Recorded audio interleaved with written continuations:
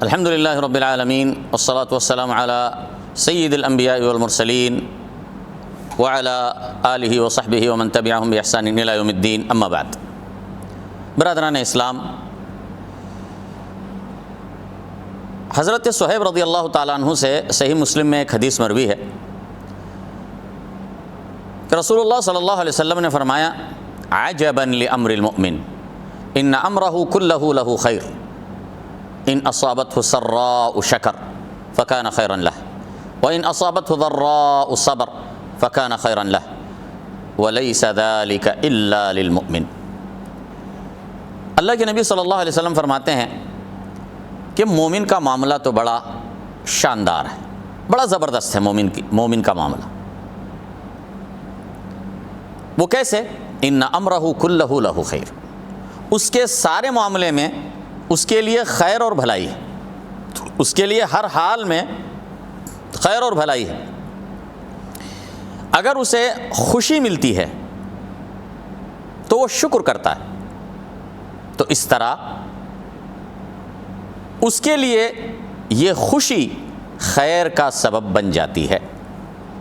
اور اگر اس پر کوئی تکلیف آتی ہے تو وہ صبر کرتا ہے، اور اس طرح اس کے لیے وہ تکلیف بھی خیر کا سبب بن جاتی ہے۔ اور یہ خصوصیت کسی کو حاصل نہیں ہے سوائے مومن کے۔ اب ذرا اس حدیث، یہ بڑی عظیم حدیث ہے، اس پر ذرا غور کرو۔ یہ دیکھو، مومن کی زندگی وہ صبر اور شکر کے درمیان چلتی۔ صبر اور شکر یہ مومن کی زندگی کی دو نمایاں خصوصیات ہیں۔ آپ اس دنیا کے اندر، اس زندگی کے اندر دو چیزیں آپ کے ساتھ چلتی ہیں، یا تو خوشیاں ہیں، کامیابیاں ہیں، نعمتیں ہیں، یہ ایک چیز۔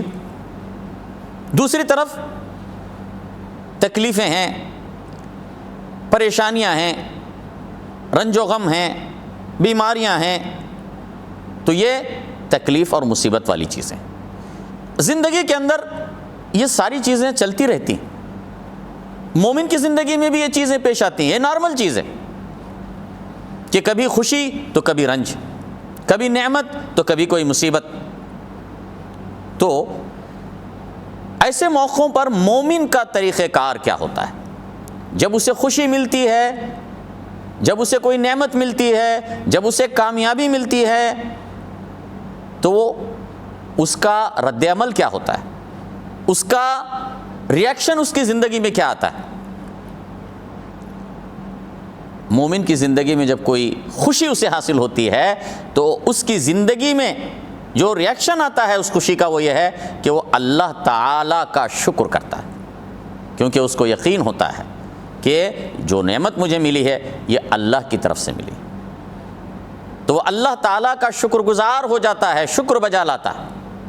اب چونکہ اس نے اس نعمت اور خوشی کو پا کر اللہ کا شکر کیا، تو اس وجہ سے وہ نعمت اور وہ خوشی اس کے لیے خیر کا سبب بن جاتی ہے، یعنی خیر کا سبب بن جاتی ہے، اللہ کی رضا کا سبب بن جاتی ہے، اجر و ثواب کا سبب بن جاتی ہے، نعمتوں میں اضافے کا سبب بن جاتی ہے۔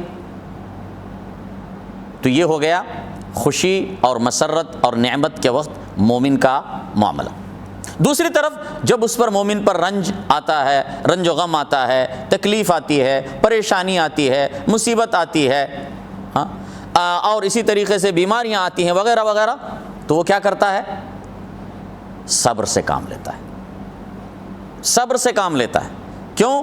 اس کو معلوم ہوتا ہے، اس کا ایمان اسے بتاتا ہے، قرآن و سنت اسے بتاتے ہیں کہ جو بھی زندگی کے اندر پیش آتا ہے وہ سب کچھ پہلے سے تقدیر میں لکھا ہوا ہے، یہ اللہ کی تقدیر میں طے شدہ ہے۔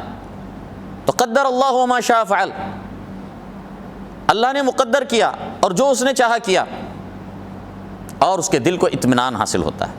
مشکل سے مشکل موقعوں پر وہ اپنے آپ کو کنٹرول میں رہتا ہے، بے قابو نہیں ہوتا ہے، کیونکہ اس کا اللہ پر بھروسہ ہوتا ہے، اللہ پر یقین ہوتا ہے، اللہ کی تقدیر پر یقین ہوتا ہے۔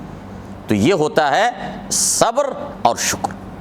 لیکن جو مومن نہیں ہوتا یا جس کا ایمان ضعیف الایمان ہوتا ہے وہ کیا کرتا ہے؟